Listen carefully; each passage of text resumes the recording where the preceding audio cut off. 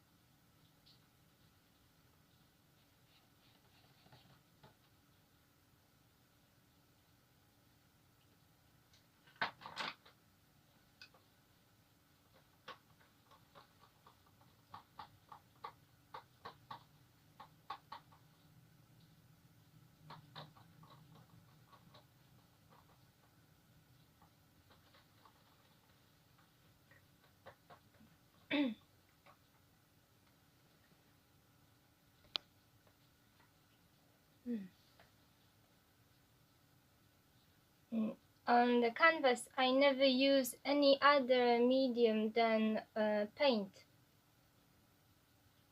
That means the plan I made for this painting, I have drawn with pencil on another page.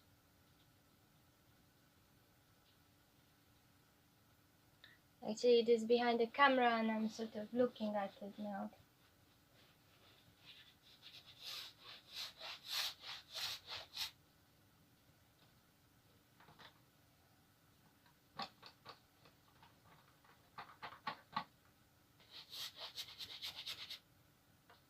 And with an oil painting technique, whatever I paint at the time, the final contour line of the subject, it is never the same as the initial contour line of that subject. With an oil painting, it's different with an aquarelle.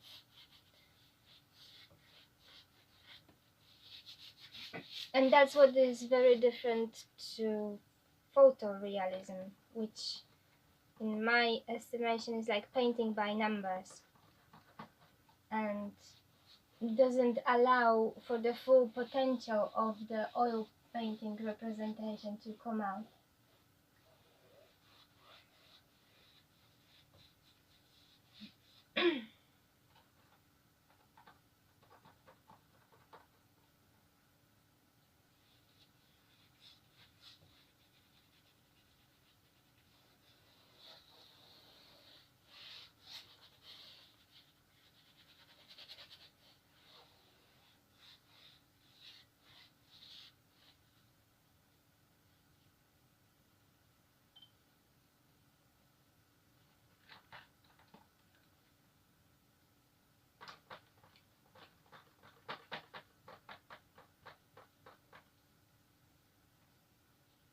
And so I have this simple drawing plan that I've made behind the camera, and I'm looking at it when I need to.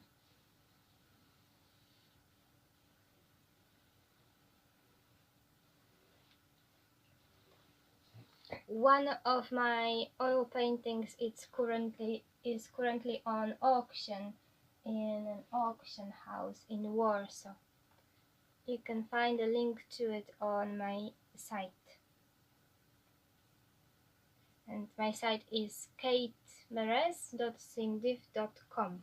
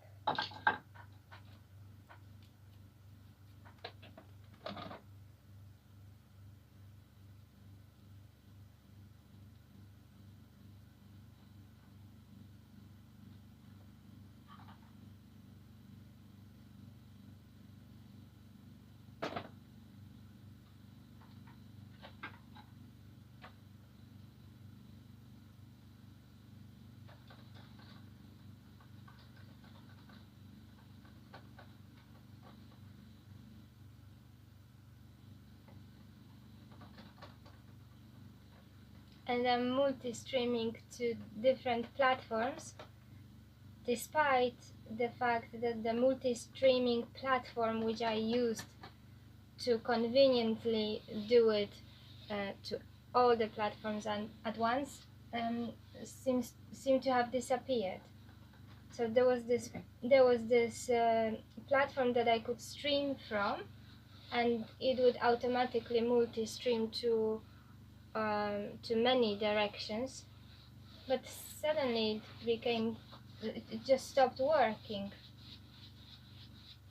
It was very unexpected because it was supposed to develop, but it just stopped.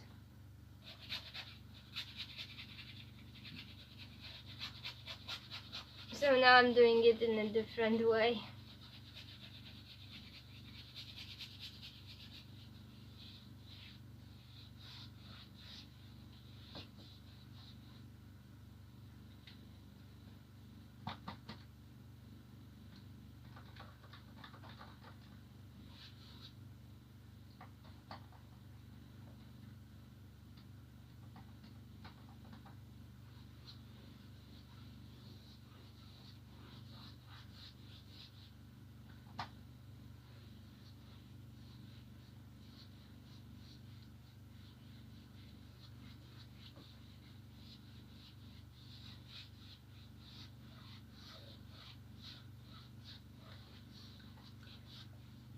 Mm.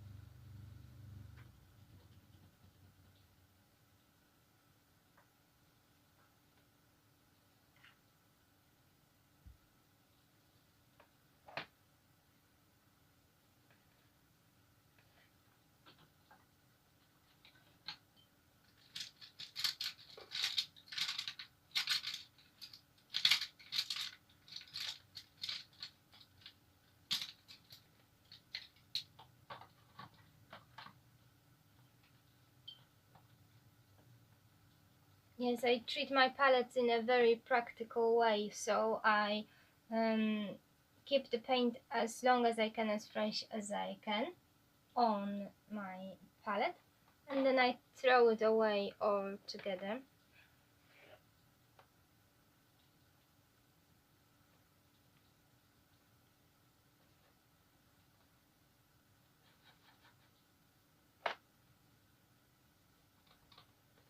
That way I avoid having to scrub the palettes to clean them. Although I still have some of those and I use them sometimes, but I prefer the paint to dry on them before I start to try to get it off.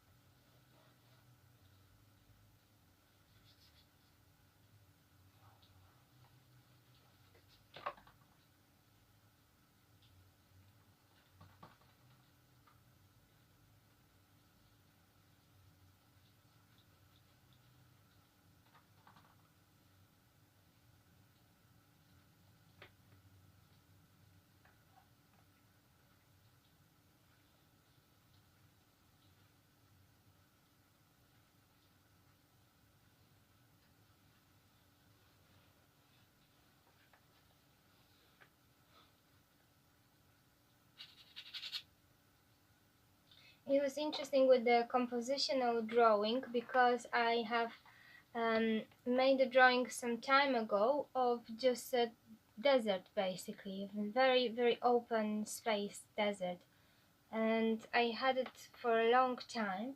Yes, it looked very spacious, but it was not filled with anything that I I planned to represent. It was just like an exercise to paint, to draw and plan an open space desert.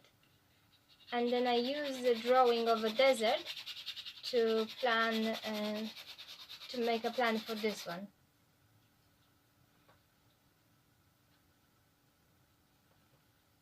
Which was very convenient because not having to start from an empty point, um, it was more effective to build a space.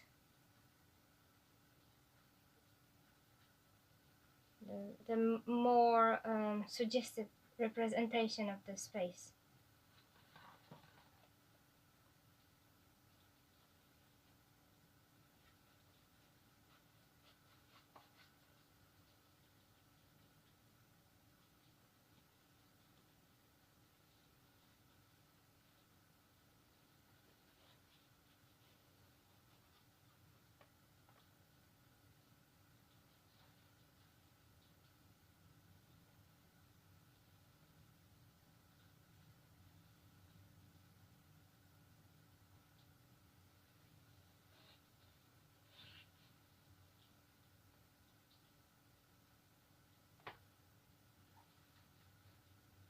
And even though the final effect is very fine, and I always treat details in a meticulous way, which you can read about on my site, the beginning is always like that, like with the thick paint brushes, white brush strokes.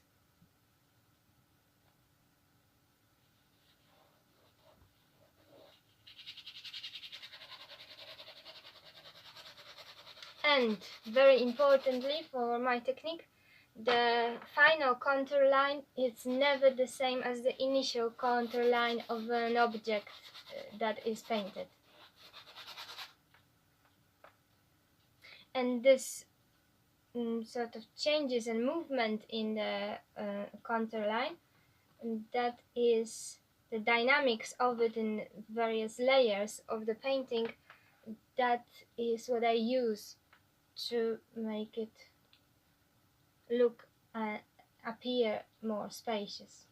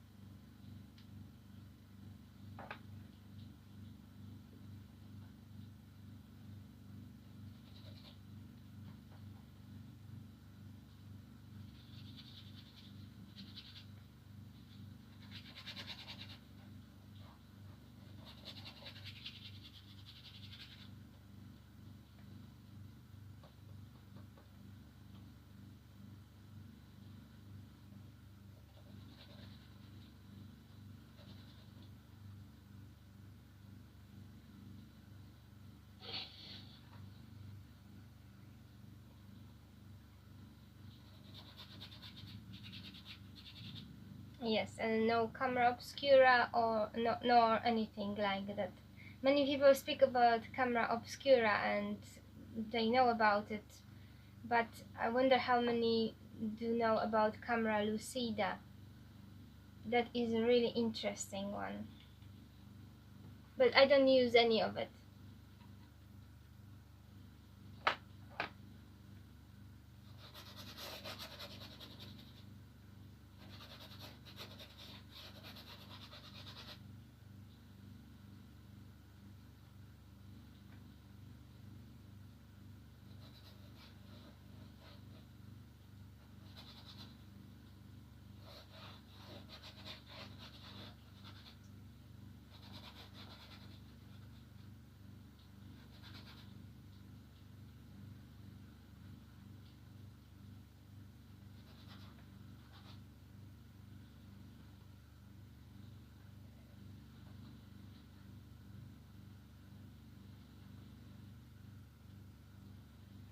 Hmm. Yes, I am online right now. I'm starting this painting, so that is a kind of opportunity to show something, to show how it starts.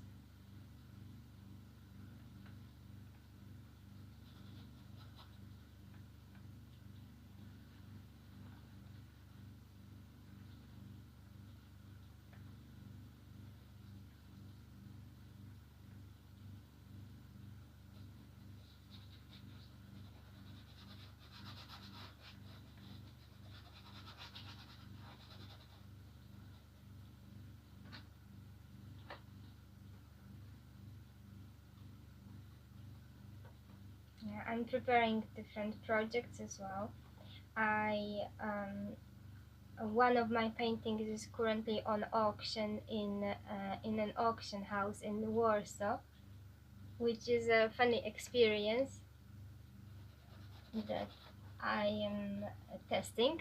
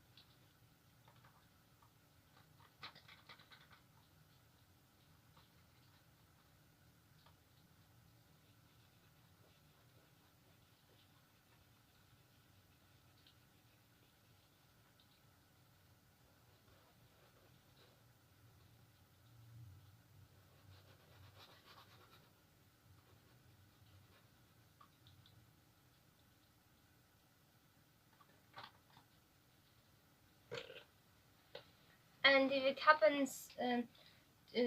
happens to me to mess up the place, it only can be within the first layers, because this meticulous technique involves very clean way of working.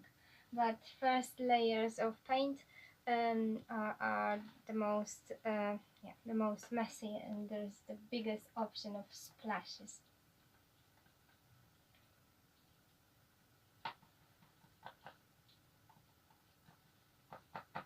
And later on I work in a way that is not visible to the camera, actually, because the fine details that I get into, I would have to go to some very big effort to show, or would have to work with another person who would film it. And I did that before.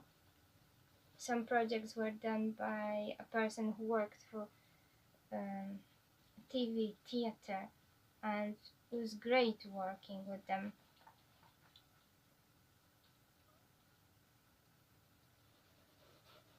We'll see. Actually, I also enjoy a quiet time of focusing just on the thing I'm doing, so yeah, we will see.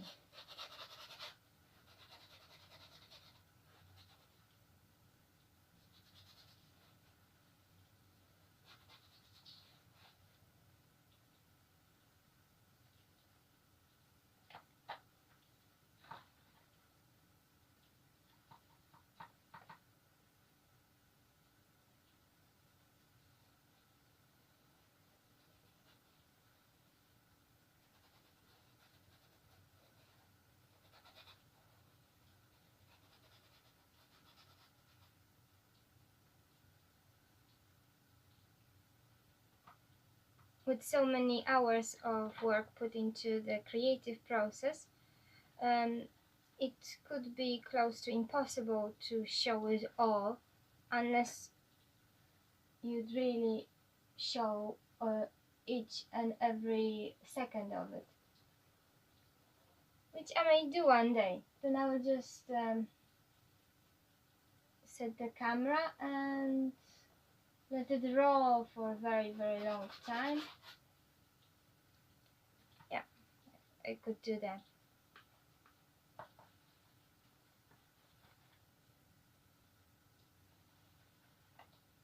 Once I did the project completely publicly, which was something of that sort, because the whole painting was painted in a public space, and it was a large canvas, 2 meters by 4 meters,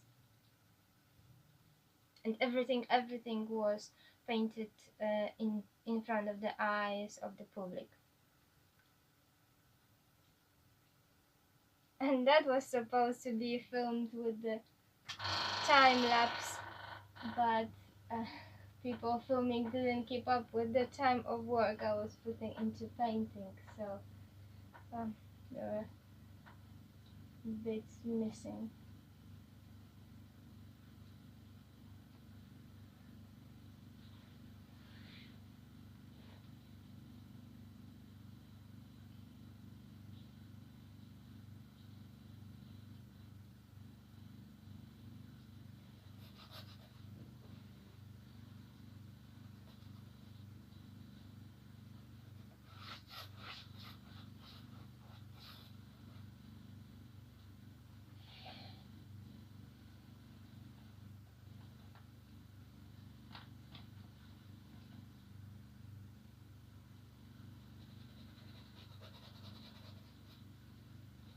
And I'm writing the next project to do with the public space.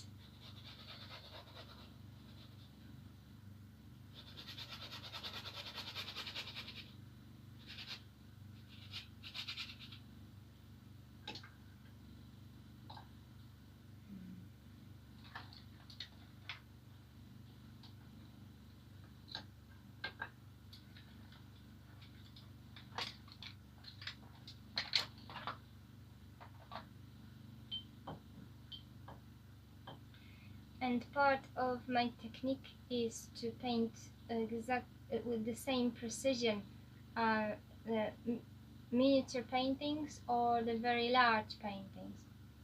So it actually is, a lot of people don't understand that, but this large canvas 2 meters by 4 meters, I treat it in just the same way as a miniature 5 centimeters by 5 centimeters.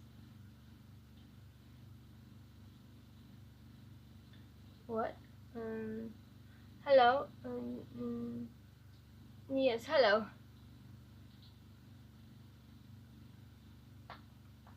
I guess I treat the time in a bit different way than you do, because you know it takes 2,000 hours to make a masterpiece, and look how long does the oil painting last. So I think my approach to time altogether is a little bit different.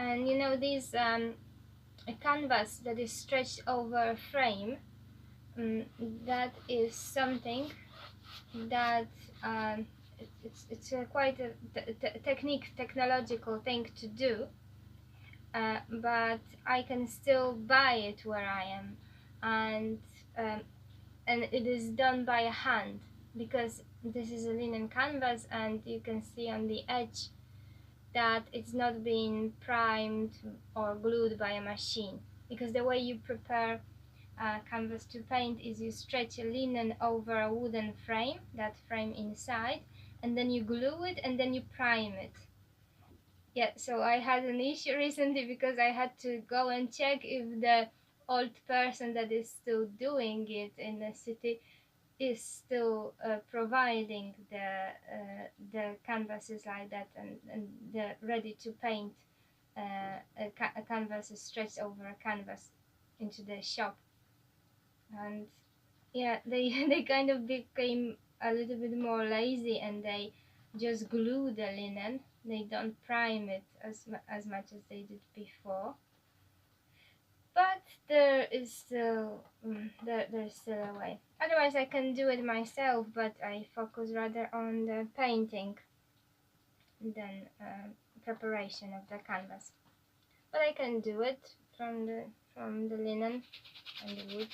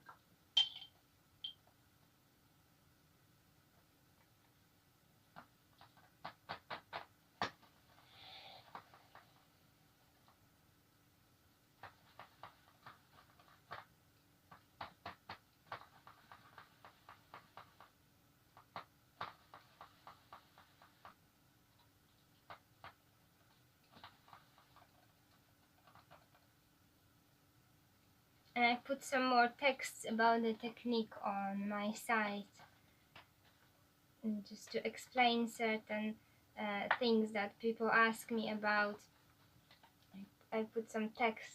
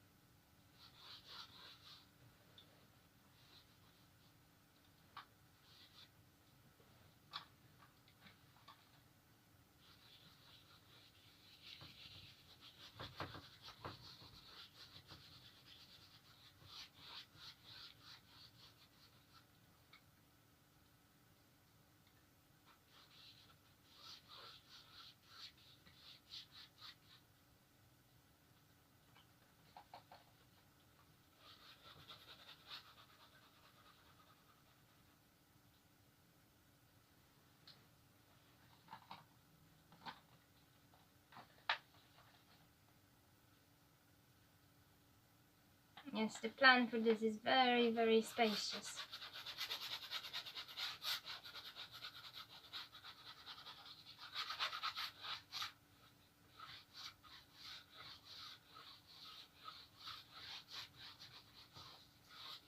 And there'll be more elements to this than the ones initially put on.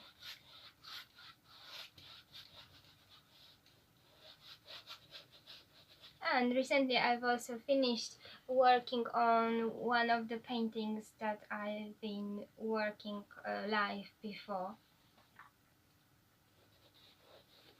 I put it on my site as well and on other social media things.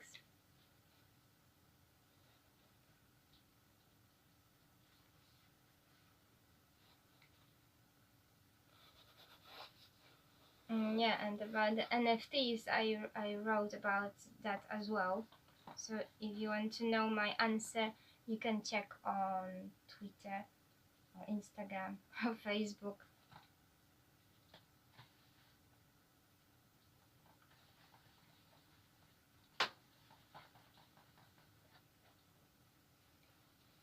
My approach to the NFT thing.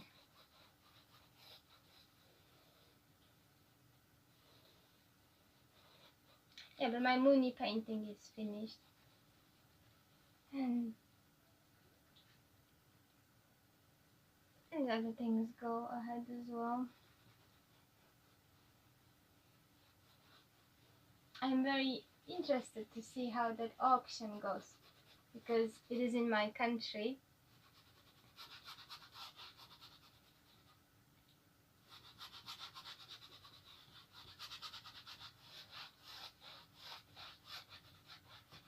But it is also online, so you can see the progression of the auction online. You can bid there, and even the live auction, because it's like that a part is online, and then there is a date.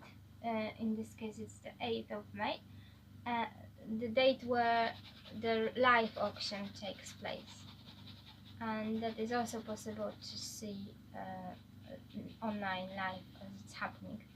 So the 8th of May at 7 p.m. and up until then it's on online. The link is on my site.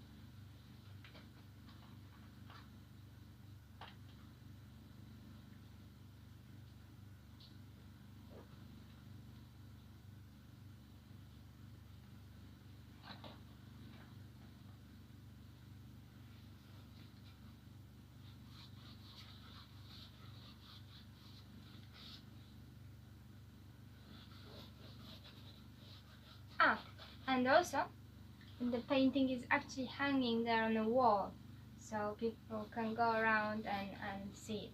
You can see it as well if you go to Warsaw.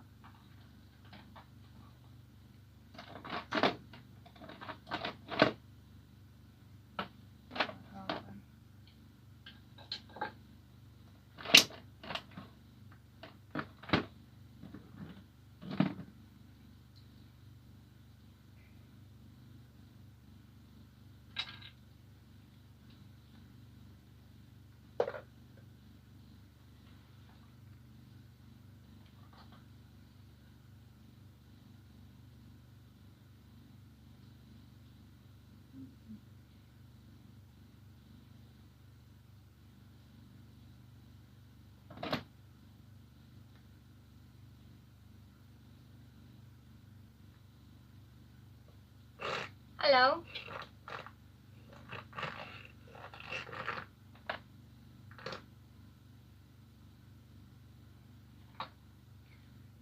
Is that the ghost? But how? Oh, hope you. Uh, how am I doing? I'm doing great. Thank you very much. Starting the new painting. Talking about the auction where I put the painting out to see how it goes in my country. Funny, but good.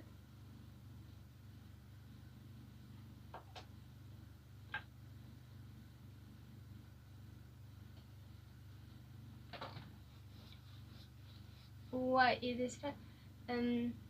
Where am I from? Yes, I'm Polish from Poland, and that's where my painting is on auction. And that is a bit like a. It will seem like a ghost reappearing or something. Yeah, I'm. I am from Poland.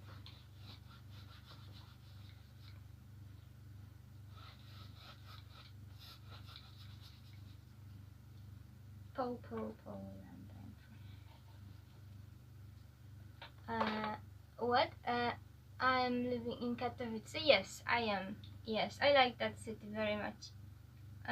I get a lot of invitations to other places, but I'm not planning to go there. I like the Katowice. I know you know someone from Poland. Yes, I bet you do. I know quite a few people too.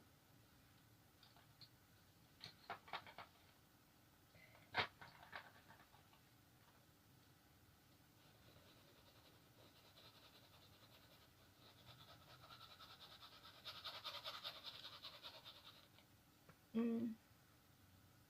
Mhm. Yeah, there's a lot of them out now because it's a long weekend, so there's opportunity to meet many. I know them already. Uh, do I know Dutch people? Ah, yes, of course. Do you know Texel? Well, my apprenticeship took place there, so I know many people from there. Although the island is a bit different than the Texel, Texel, the island on the North Sea. Yes, yes, yes. Yes, you see, that's where there are the perfect light conditions for my technique, drawing and painting technique. You live close to it. Yes, but for me it was specifically the island because of the the way to explain it and the way the locals explain it is that the island is surrounded by the sea, by the North Sea and by the Wadden Sea, and that already creates a specific light condition. And then on top of that, I know it's funny, but it is the thing about the percentage of sand to land and sand in the land, and that has to do with how the light reflects and with the special light conditions on the island. And that's why I spent so long there, and that's where my apprenticeship was and a lot of my experiences. And I have the painting there in a museum that won an award of the most beautiful museum on the planet. It's called Capskill. Yes, you like Katowice. Yeah, so do I. I like it. Yeah. Yes, I know the island very well, and it's that it's safe, that there is not too much traffic, so you can paint it. So I could paint anywhere there, in nature, at the sea, uh, even like sea views at night, forests, the dunes are very spectacular. So many topics for painting, and also what is very important for my technique, you see, because I'm a master of pre-classical realism, and pre-classical realism, it is like how the painters used to paint in the Middle Ages, before anything to do with optical instruments being invented, uh, before the sort of geometrical approach to before camera obscura. So there's many aspects of it, but very important, and that's what the island was for. very important is the way we treat the view that is in very far distance, because um, the in classical realism, which is not my technique, because mine is pre-classical. In classical realism, you're supposed to paint the distant view with sort of sfumato, with the fogginess over it, but we don't do that. We paint even the very, very distant view with a high precision, and then the eye of the viewer can decide to focus on it or not, and that works on the visuals of the people looking at the painting, which is completely different to photography and things like that.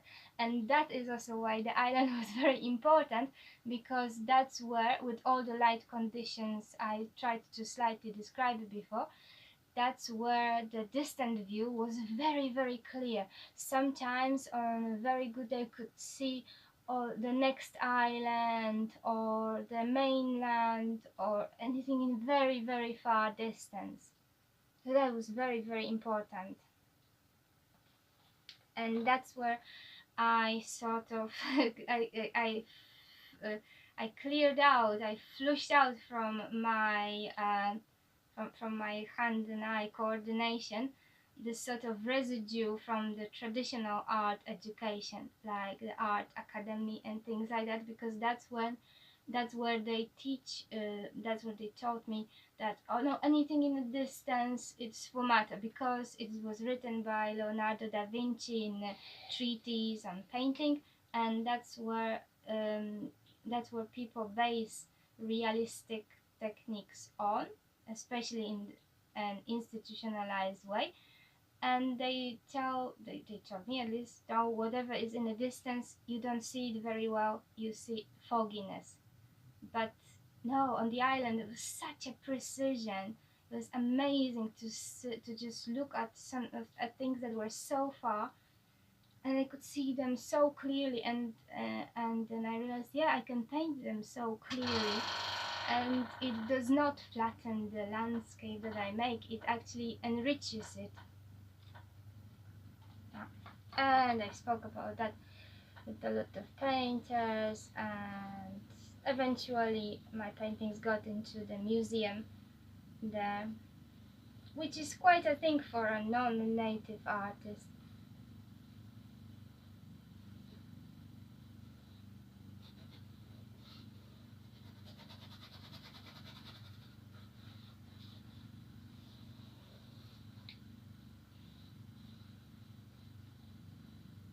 Mm. Yeah, it is. It's a long one as well. And there's a lot of aspects to it, because I got the chance to go through a lot of like tests and challenges there as well, having to deal with the real life things and with aspects, like when I painted whichever subject I painted, I was close to that subject. Painting at the harbor was done at the harbor. Did I make...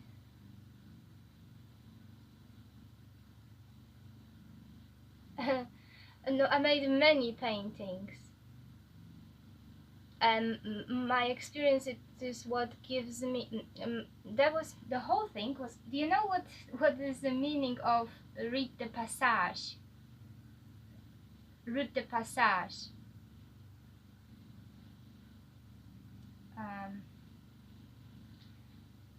That was like that for me. That was what.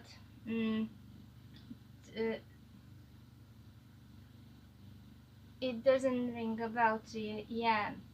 You see, it's, but you know what an apprenticeship is? It's like the way through, um, way through the developmental. You do, yes. So it is. It's all about the development, and for me, it was about stabilizing my technique to the level of becoming a master of pre-classical realism, to make it reliable and stable. So all those experiences and challenges, their aim was to get me to a certain level professionally, that I can rely on my technique, on my skill. So so unlike, you see, because I make a difference between painting for emotion, painting for hobby or therapy, and the professional art. For me, professional art has nothing to do with all these emotional things and all the personal things. I don't use this as a form of therapy to me. I don't use this to say about how I feel at the time, because I can communicate. So I don't use this for communication. I treat it in much more uh, cold way, you could say. Very. That's what is professional for my technique. It's very logical. I compose the paintings in a very logical, very planned way. Um, yeah, I know, and also this kind of training, this route de passage, that is um, that is where I become stable and sure what can I do in which time, and to guarantee to provide the results. Uh, what do you mean more powerful? Could you specify what you mean about more powerful?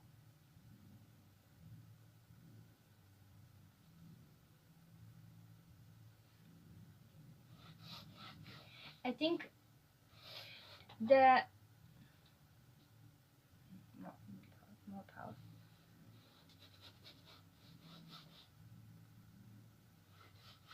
You see, for within for for me, the and within my technique, all the emotional side and all the powerful side is for the owner of the painting, not for the painter to have. So I compose in order for the viewers or owners of the painting to perceive, to have a certain, like, maybe ideas, maybe inspiration, maybe thoughts, maybe emotions, but I don't. Mm, and um, and I found out through my very disciplined apprenticeship that when painters do that, they often get lost, and people understand different things than they intended to communicate. So it is better just to talk. Nice, yeah. It is better just to talk than paint something and be understood. It leads to a lot of frustration, and I've seen a lot of that, to be honest. Um, so all this thing about powerful, mm, that, but I don't know actually what you meant with this question. But that can be kind of subjective, and idea in my technique is objectivity, to stay very objective. So that is why in my training I painted the paintings, the subjects that I liked the most, equally with the paintings that I hated the most. The same as very large canvases and miniatures, equally, with equal attention. Never mind about it then. Yeah, yeah. Yeah, it is a slippery slope with this sort of thing of powerful. Some people feel very powerful doing something, and then they wake up the next day and it's a flop, I tell you.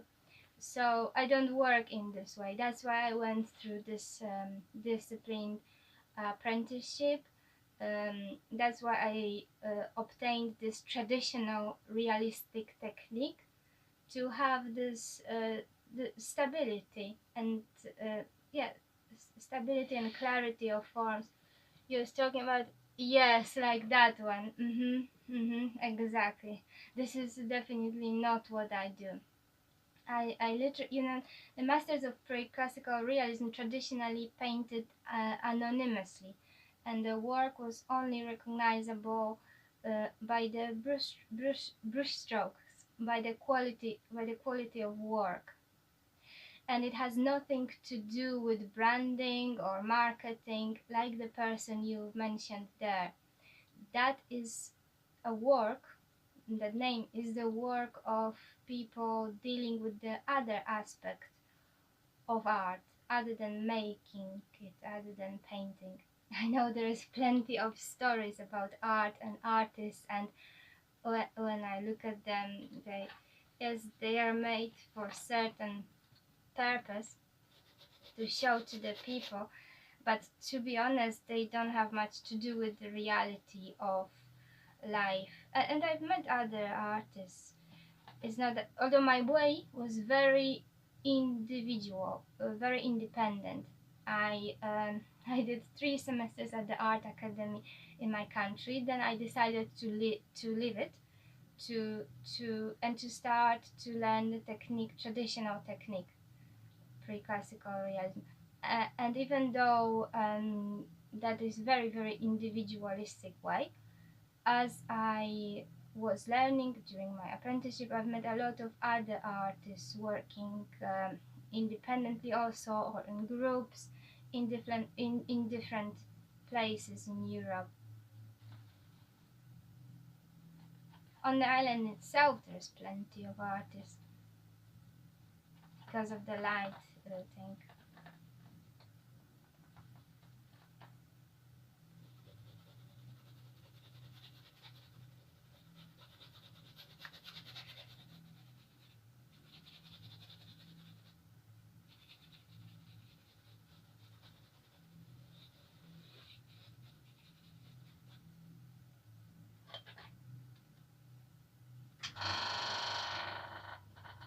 Okay, bye. Bye.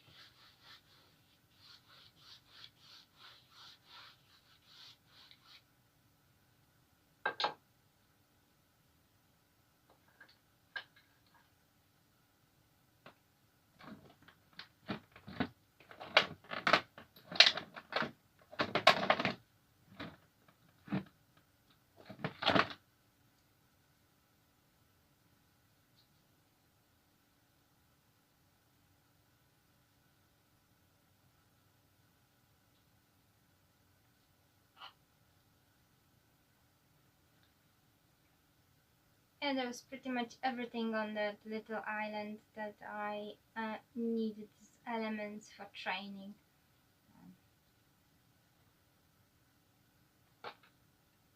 And safe natural environment with not too much traffic. There's only one set of traffic lights on the way to the ferry.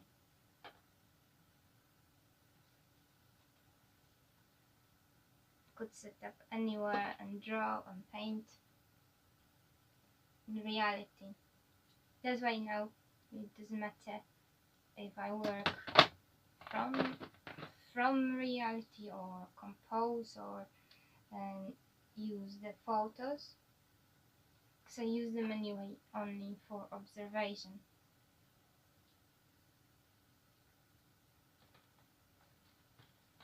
But that's after 5 hard years of disciplined apprenticeship, where any work that was not perfect I had to destroy immediately myself.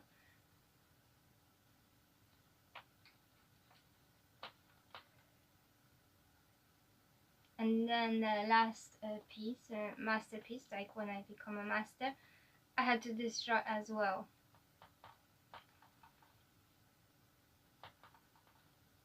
Just to make sure of gaining objectivity.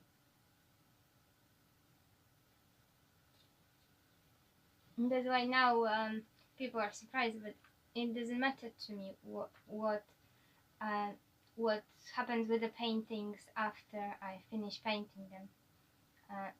Some people cannot understand that I have no emotions about it. It's up to somebody who buys the painting to do with it what they wish. It doesn't even interest me that much. It doesn't bother me at all.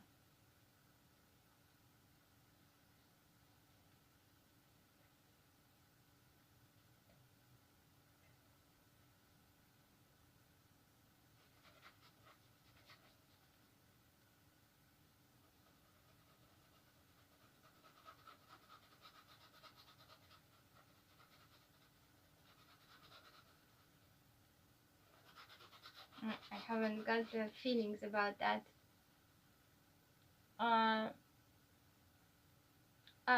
Okay.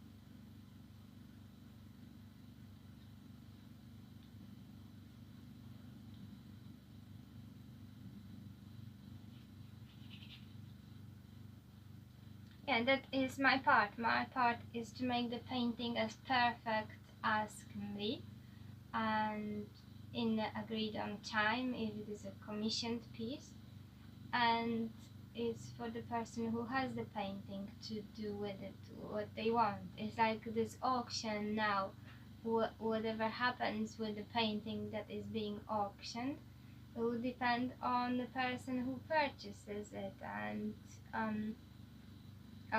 I will not have any emotions about it.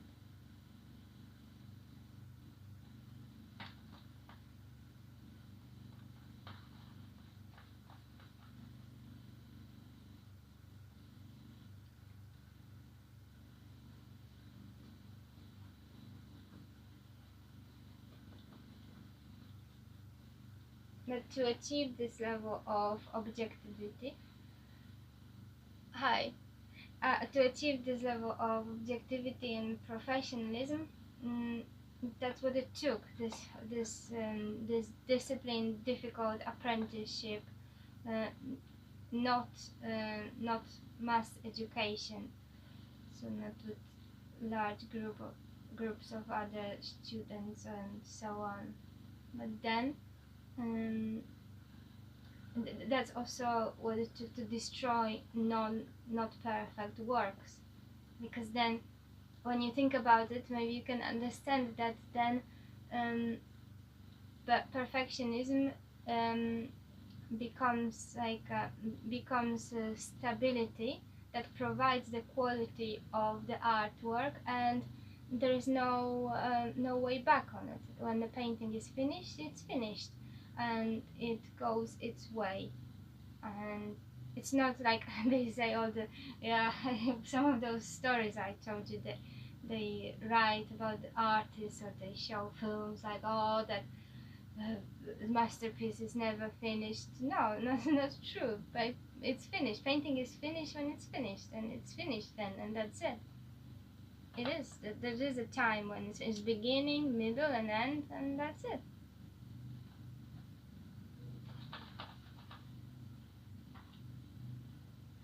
It's funny what the things people come up with, and they sell it as a rule to everyone else with no basis.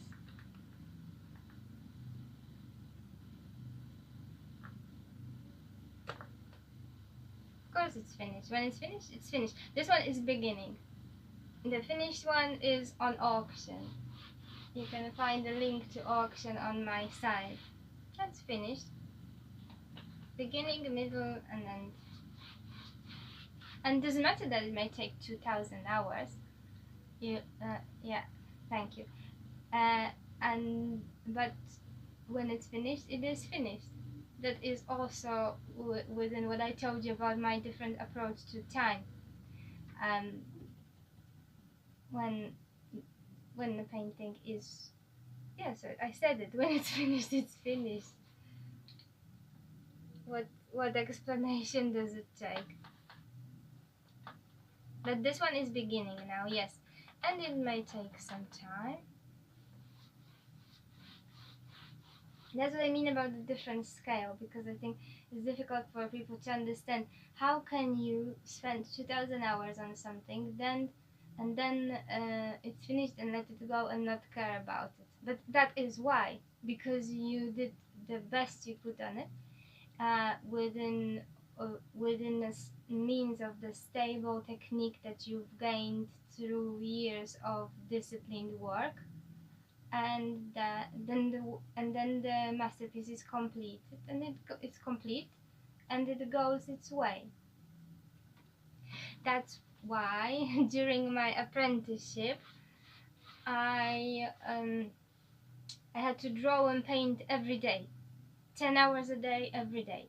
If I felt, even if I was sick, or even if it was holiday or Sunday or whatever, I had to paint. Whatever. Yeah, because there's also a physical aspect to this training of hand-to-eye coordination.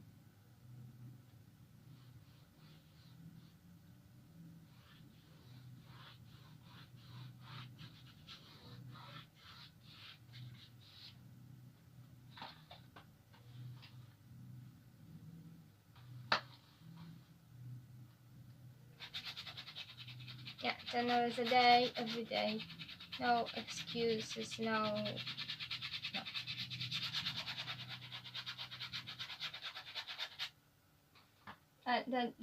That is why it's not institutionalized form of education, because I don't know how could you institutionalize it to destroy not perfect paintings, or to work 10 hours a day every day, whatever you feel like. But that is what it takes. That's like Companions du Devoir. I wonder if you've heard about it. It also comes from the Middle Ages, Companions du Devoir, and it also implicates a set of rules in training. It's just that the way it's known about, it's not in painting, but other techniques, other works. I don't have favorite. You see, that's why that's what my apprenticeship trained me. That's what this route de passage was for, to then gain objectivity and treat with equal professionalism subjects I love and subjects or subjects I used to love and subjects I used to hate. So I used to, when I was an apprentice, I did not like painting buildings, and my favorite subjects were female nudes. But then, through apprenticeship, I gained objectivism, and I treat all the subjects the same, with some exceptions, because there are some subjects I never work on. So I never paint male nudes, I never paint anything to do with sickness, disease, death, destruction. I don't work on those topics.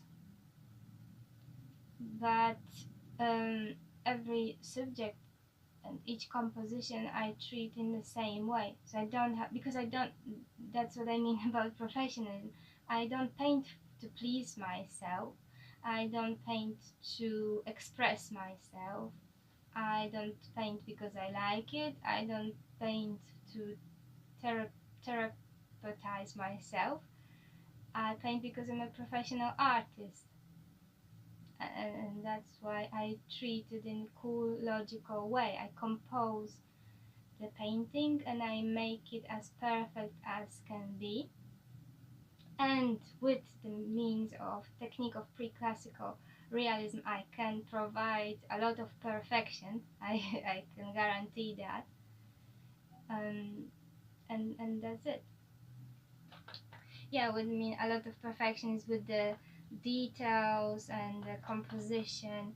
Some people sometimes that's why what is interesting and comes out when I do projects in public, because a lot of people don't treat art in this cool way like I do, so they get very emotional. And sometimes when I work in a public place, and when it's like that, like the beginning and the roof brush strokes, and it's like, okay, everybody is the same as everybody, nothing special. But when it comes to the finer details and later stages of the work, you can see people get bumpy, and I get some of those old biddies coming to me and really trying to, even some try to destroy the painting, being very disturbed. Oh, why is it so perfect? Why do you work so much on it? It's interesting, but I don't have any of those things. But people do, and that's what it's for, because I paint for the viewers to have emotions. So when the biddies freak out, I I get approval that it works. That's why I did some projects in public spaces. You wouldn't believe the stories I've heard.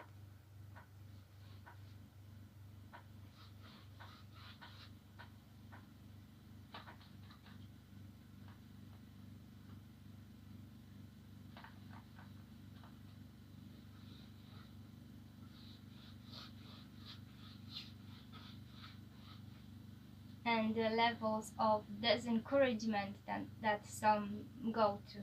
Some do it in a straightforward way, and some in a more sneaky, twisted ways.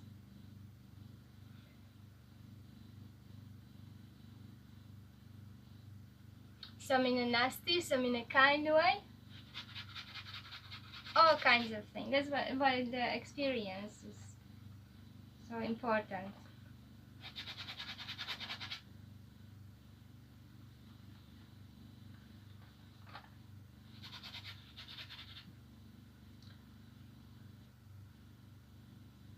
Yeah.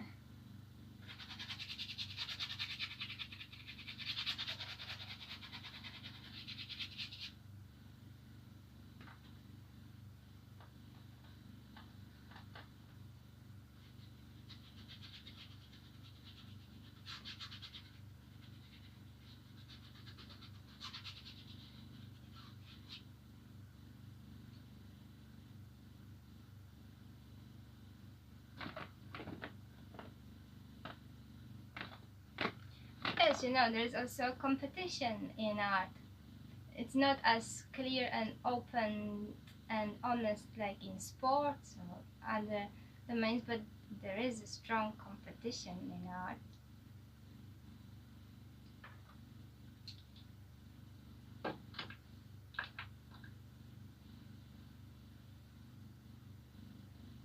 Yeah, one interesting artist I've met was Henk Helmantel. He lives and works in a very special. He has his own museum, very special place in a village.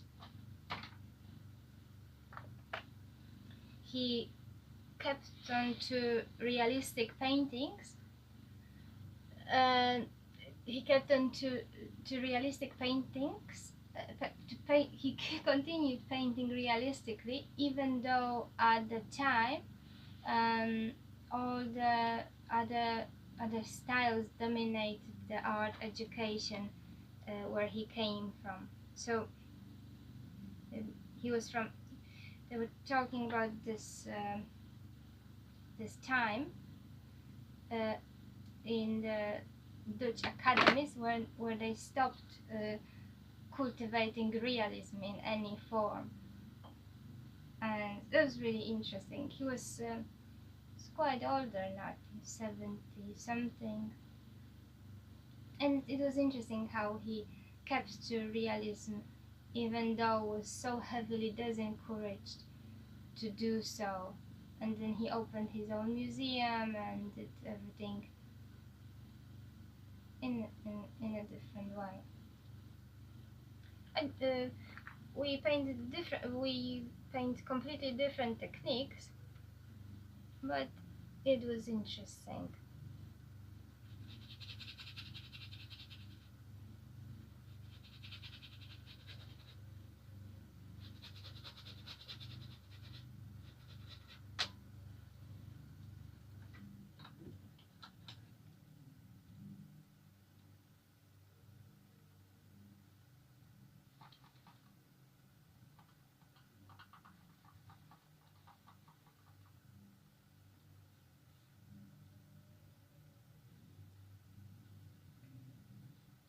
And the subjects, and his subjects are completely different to mine, completely.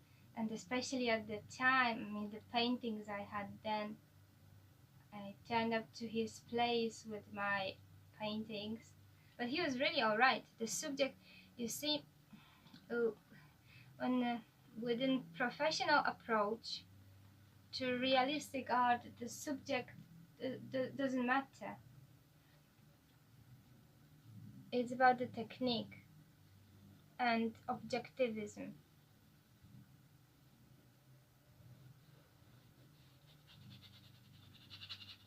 And I think recently people have not been training that much because they all train to get quickly overly emotional and overly heated about some cause they care about.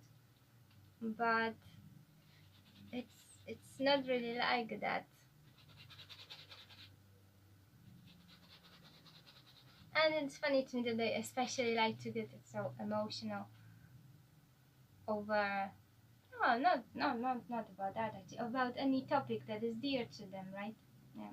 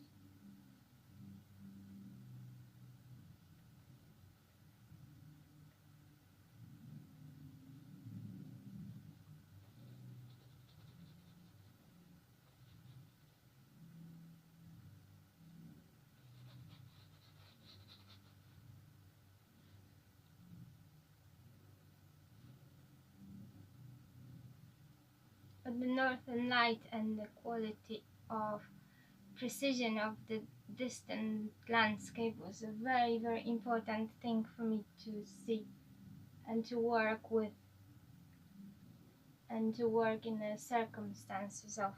Very important.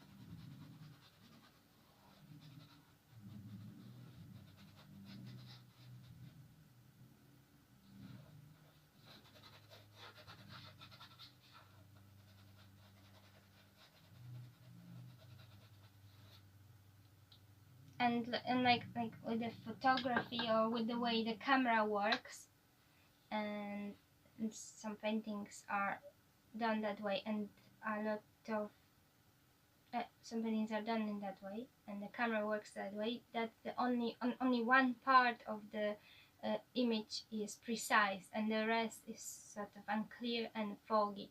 And within the means of my technique, I work precisely on each and every aspect of the painting or a drawing, if it's a drawing at the time, and then it's for the eyes of the viewer to travel as they wish on it, and then they can make their own conclusion, work out the visuals in their own individual way. It's the same as the emotions are not they are privilege of the owner of the painting or viewer, not the artist. The same as what they choose to focus on, but everything is painted precisely, and that actually enriches the whole view, makes it more realistic in a pre-classical way, Middle Ages way. So I think I'll switch off now. Bye bye.